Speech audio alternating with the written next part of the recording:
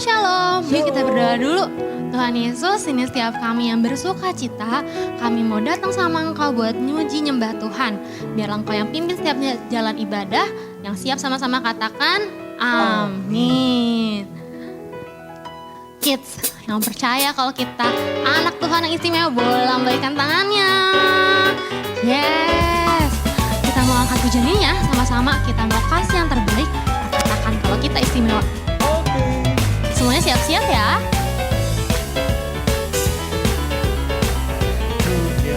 Boleh katakan ku tak berarti, dunia boleh katakan ku bukan siapa-siapa, tapi ku hanya dengar apa kata Yesus.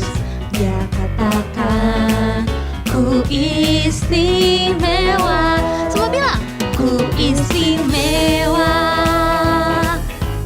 karena aku miliknya. Ku istimewa, berharga di matanya. Ku istimewa, Yesus mengasihiku. Dia lahir dalam hatiku dan jadikan ku istimewa. Gampang ya lagunya, masih inget juga kan? Kita maunya dari awal sama-sama. Dunia boleh katakan ku tak berarti, dunia boleh katakan ku bukan siapa-siapa, tapi ku. Kita mau dengar siapa? Kata Yesus. Dia katakan ku istimewa. Mana jempolnya? Oh, karena aku miliknya. Ku istimewa. Kita berharga di mata siapa? Ku istimewa, Yesus mengasihiku. Dia lahir dalam hatiku dan jadikan ku istimewa. Lebih lagi ku istimewa. Ku istimewa. Keren. Karena aku miliknya. Ku istimewa. Kita berharga di mata Tuhan. Ku istimewa, Yesus mengasihiku. Dia lahir dalam hatiku dan jadikan ku istimewa. Kita maunya dari awal, lebih lagi, lebih semangat lagi. Dunia boleh katakan ku tak berarti, dunia boleh katakan ku bukan siapa-siapa, tapi ku hanya dengar apa kata Yesus. Dia katakan ku istimewa. Mana jempolnya? Ku istimewa, karena aku miliknya. Ku istimewa, berharga di matanya. Ku istimewa, Yesus mengasihiku. Dia lahir dalam hatiku dan jadikan ku istimewa. Lebih lagi terakhir kali. Bagus. Ku istimewa, berharga di matanya. Ku istimewa, Yesus mengasihi kita. Yesus mengasihiku. Dia lahir dalam hatiku dan jadikan ku istimewa. Dia lahir. Dia lahir dalam hatiku dan jadikan ku istimewa. Sekali lagi. Dia lahir dalam hatiku dan jadikan ku istimewa. Boleh kasih tepuk tangan yang terbaik buat Tuhan Yesus. Kids, hari ini kita sama-sama mau masuk hadirat Tuhan lebih dalam lagi. Kita mau kenal Tuhan sama-sama. Hari ini kakak mau ngajak kita buat lebih lagi dibentuk sama Tuhan Yesus. Biar kita boleh semakin serupa sama Tuhan Yesus. Yuk boleh semuanya angkat kedua tangannya. Kita mau mengucap syukur dulu sama Tuhan Yesus. Terima kasih Tuhan, kalau sampai hari ini kami boleh dikasih kesempatan buat bangun, buat dikasih nafas kehidupan, buat beraktivitas. Hari ini Tuhan, setiap kami hadir, kami mau diubahkan, kami mau dibentuk seperti-Mu. Kita angkat pujian sama-sama ya. Bapa Kau setia, takkan meninggalkan, dan ku percaya Engkau dalamku dan ku dalam-Mu. Kerinduan kami, kerinduanku, tinggikan nama-Mu. Oh, karena ku tahu Engkau dalamku dan ku dalam-Mu. Lebih lagi buat Tuhan katakan, ubah hatiku seputih hati-Mu, setulus salib-Mu, kasih-Mu Tuhan. Biar mataku seperti mata-Mu, pancarkan kasih-Mu, ku mau jadi seperti-Mu. Kita sama-sama sembah Tuhan. Oh, jadikan kami seperti-Mu Yesus. Lebih lagi bentuk kami menjadi murid-murid-Mu, menjadi anak-Mu Tuhan.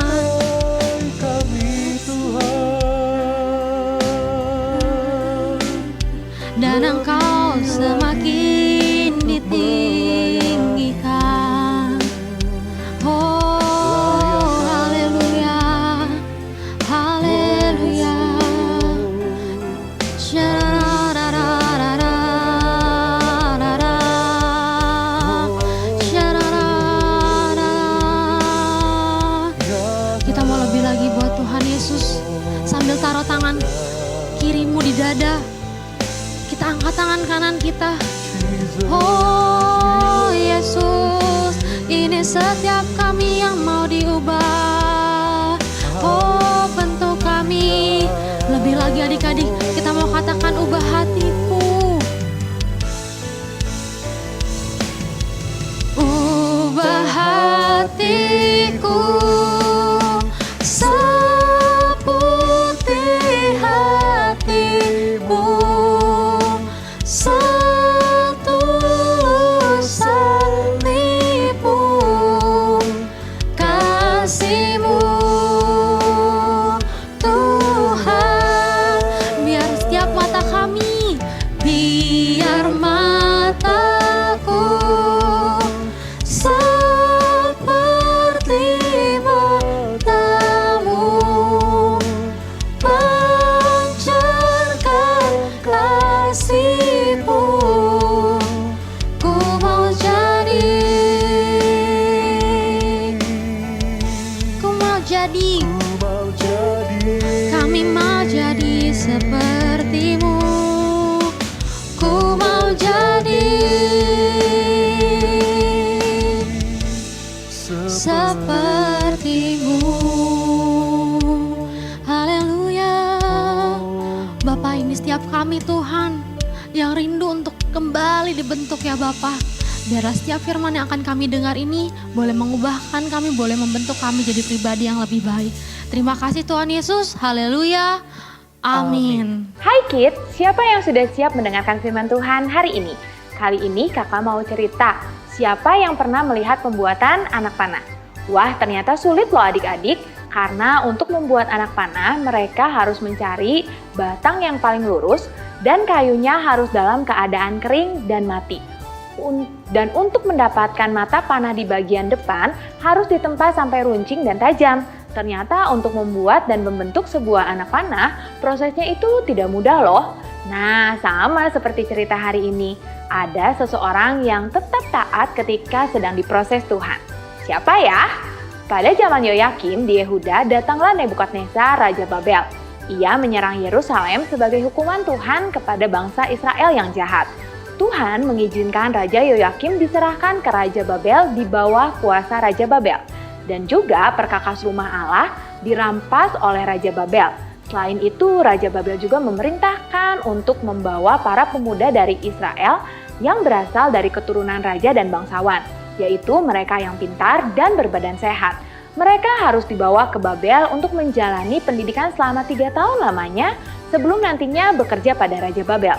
Pemimpin pegawai istana memberi nama lain kepada pemuda Israel itu untuk dengan bahasa Babel. Daniel diganti namanya menjadi Belhazar. Hanaya diganti namanya menjadi Sadrak. Misael diganti menjadi Mesak. Azaria diganti namanya menjadi Abednego. Daniel dan teman-temannya adalah orang-orang yang takut akan Allah. Mereka berketetapan tidak makan dan minum anggur yang biasa diminum oleh raja. Karena makanan dan minuman yang sudah disiapkan itu dilarang dalam hukum Taurat. Tuhan mengaruniakan kepada Daniel kasih dan sayang dari pemimpin pegawai istana. Tetapi pegawai istana itu takut dianggap bersalah oleh raja bila Daniel dan teman-temannya terlihat kurang sehat dibandingkan pemuda lain karena tidak memakan makanan yang dibuat oleh raja. Daniel menawarkan untuk mengadakan percobaan selama 10 hari di mana mereka hanya akan makan sayur dan minum air putih.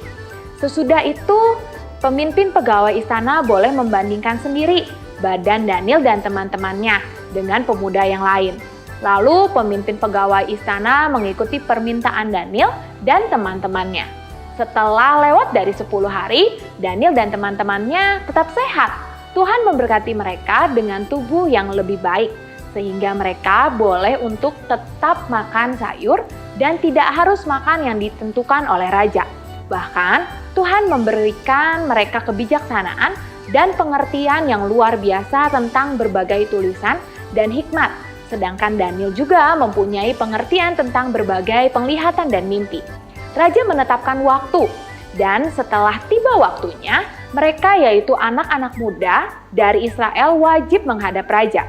Raja bercakap-cakap dengan mereka dan raja tidak menemukan orang yang setara dengan mereka.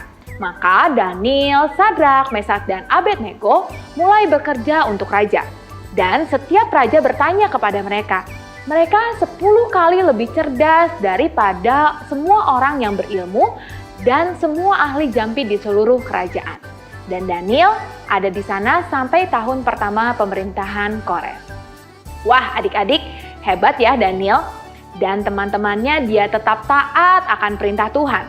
Karena mereka tidak makan dan minum sesuatu yang dilarang hukum Taurat. Tapi Daniel dan teman-temannya tetap taat akan perintah Tuhan. Dan Tuhan memberkati mereka dan terbukti badan Daniel serta teman-temannya malah terlihat lebih baik loh. Karena Daniel mau belajar hidup untuk taat akan perintah Tuhan. Bagaimana cara untuk taat sama Tuhan? Opa Niko pernah bilang, yang namanya taat sama Tuhan itu mengerti tidak mengerti tetap dilakukan dulu kebenarannya. Nah, seperti halnya tentang pembuatan anak panah yang tadi kakak ceritain. Wah, prosesnya itu sulit untuk membuat anak panah. Anak-anak lihat nih. Tapi orang yang membuat tetap tekun hingga anak panah itu bisa digunakan oleh seorang pemanah. Kakak punya ilustrasi nih tentang anak panah. Nah, jika seorang pemanah ingin memanah sebuah target, apa yang harus dilakukannya? Pasti ia akan membidik dengan sebaik-baiknya agar tepat kena sasaran. Seperti itulah hidup kita yang perlu dibimbing dari orang tua dan dari Tuhan. Ada tertulis di dalam Alkitab Mazmur 127 ayat 4. Seperti anak-anak panah di tangan pahlawan, demikianlah anak-anak pada masa muda. Anak-anak pada masa muda termasuk adik-adik sekolah minggu dan kakak. Itu digambarkan anak-anak di tangan pahlawan. Siapa pahlawan yang dimaksud? Yaitu Tuhan sendiri. Tuhan ingin membentuk kita menjadi anak panah yang lurus dan runcing agar karakter kita dibentuk semakin tajam. Misalnya nih, pernah nggak kalian ketemu teman yang nyebelin? Terus gimana respon kalian? Wah, kalau direspon nggak tepat, kita bisa gagal. Tapi kalau diresponnya misalnya kita jadi lebih sabar. Wah, kita lagi dibentuk semakin tajam adik-adik seperti anak mata panah ini. Mata panah dibentuk untuk menjadi tajam juga dengan proses. Dan pasti nggak enak, menyakitkan, dan nggak sebentar loh prosesnya. Mungkin harus dipanaskan, dipukul biar runcing, dipertajam terus-menerus agar pada waktunya anak panah itu dilesatkan, anak panah ini bisa sampai ke sasaran dengan baik. Nah, sekarang apa yang harus kita lakukan? Mau belajar untuk hidup taat sesuai perintah Tuhan? Mau nggak kita diproses sama Tuhan? Ingat adik-adik, ketika kita mulai berserah dan angkat tangan, maka Tuhan yang akan turun tangan untuk menolong dan memimpin hidup kita. Siapa yang siap dibentuk? Ya, yuk mari kita berdoa. Tuhan, terima kasih buat hari ini. Kami bersyukur Tuhan, kalau hari ini kami boleh diingatkan untuk menjadi taat akan perintah Tuhan. Kami mau Tuhan ikut rencana-Mu. Kami mau Tuhan terus dibentuk. Kami mau Tuhan untuk mengikuti setiap proses yang Tuhan kasih dalam hidup kami. Kami percaya Tuhan akan selalu ada dalam hidup kami, Tuhan yang memimpin masa depan kami, dan kami mau Tuhan masuk dalam hati kami untuk memimpin kehidupan kami ke depannya. Terima kasih Tuhan, kalau Tuhan selalu baik, Tuhan selalu ingatkan kami untuk setiap apapun yang ada di depan kami, dan kami mau belajar untuk taat akan perintah Tuhan. Terima kasih, kalau sebentar kami sudah selesai mendengarkan firman-Mu. Kiranya Tuhan yang berkati, biarlah firman-Mu dapat menjadi rema dan dapat kami lakukan di dalam kehidupan kami sehari-hari. Terima kasih Tuhan, hanya di dalam nama Tuhan Yesus kami sudah berdoa dan mengucap syukur. Yang percaya sama-sama katakan, amin.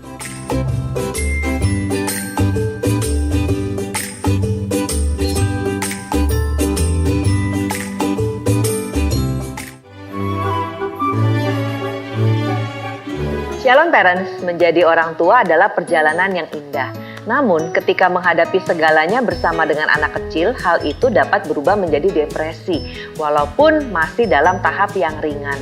Orang dengan depresi ringan mungkin tidak menyadari bahwa mereka mengalami depresi. Perasaan sedih kronis dan suasana hati yang buruk yang mereka alami mungkin sudah ada begitu lama sehingga mereka merasa normal. Gejala yang sering timbul adalah lelah luar biasa, putus asa, merasa bersalah, merasa sangat sedih, mengalami kesulitan fokus, ingin sendirian, bahkan berpikir tentang kematian. Depresi seringkali merupakan kondisi yang disalahpahami. Sebagai orang tua, depresi dapat menambah pergumulan kita sehari-hari, menyebabkan rasa terasing. Ketika itu terjadi, ingatlah, mengalami depresi tidak menandakan kelemahan atau kurangnya iman seseorang. Parents tidak sendiri. Banyak umat Allah termasuk Raja Daud, Elia, kemudian Yeremia menghadapi masa-masa keputusasaan yang mendalam. Ada 3 ayat di dalam Alkitab dalam terjemahan bahasa sehari-hari yang akan memberikan kekuatan kepada kita saat kita mengalami keputusasaan.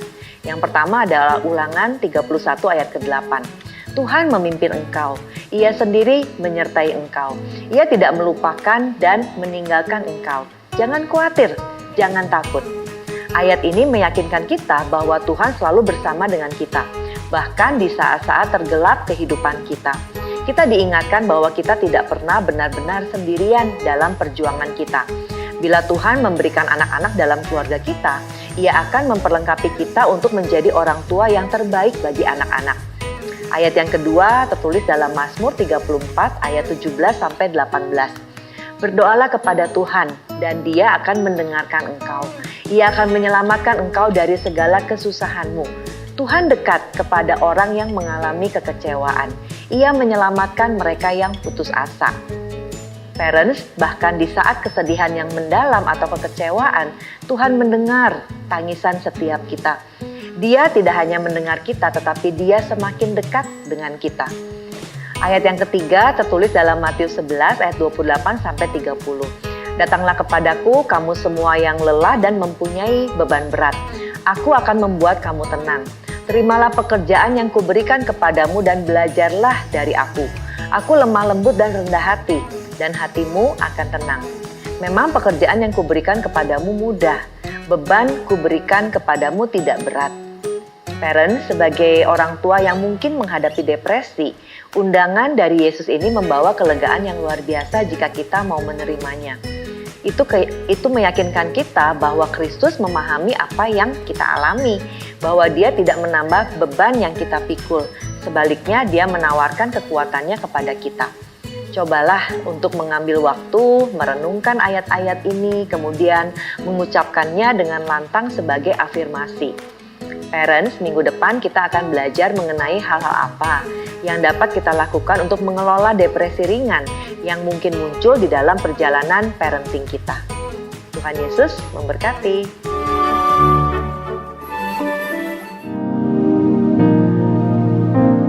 Tuhan Yesus, terima kasih buat firman-Mu agar kami bisa meninggalkan sifat buruk kami, agar kami serupa denganmu. Tuhan Yesus, pakai Opa Niko dan kami semua gereja-Mu menjadi saksi dimanapun kami berada, lewat hidup kudus dan berkenan kepadamu. Urapi kami ya Roh Kudus. Mari siapkan hati untuk menerima berkat Tuhan. Demikianlah firman Tuhan. Tuhan memberkati dan melindungi engkau. Tuhan menyinari engkau dengan wajahnya dan memberikan kasih karunia. Tuhan mengarahkan wajahnya kepadamu dan memberikan damai sejahtera. Terimalah semua berkat yang terbaik ini hanya di dalam nama Tuhan Yesus Kristus. Amin. Kids, seru banget ya hari ini. Kita sama-sama belajar bahwa untuk menjadi anak panah yang baik ternyata nggak mudah loh. Pertama-tama, kita akan masuk dalam proses pembentukan. Seperti yang Kak Casey sharingkan, bahwa anak panah yang baik dibentuk dengan sangat serius, harus lurus dan harus tajam. Proses tersebut akan membuat anak panah dapat dilesatkan dengan baik nantinya. Untuk menjadi lurus, kita akan dibentuk sedemikian rupa, dan mata panahnya juga perlu dipanaskan, ditempa, dibentuk hingga benar-benar tajam. Seperti di Mazmur 127 ayat 4. Seperti anak-anak panah di tangan pahlawan. Demikianlah anak-anak pada masa muda. Yuk kids, kita sama-sama mempersiapkan diri kita harus mau dibentuk. Dengan proses dan masalah yang kita hadapi, belajar memiliki respon yang benar agar kita semakin dipertajam. See you next week kids!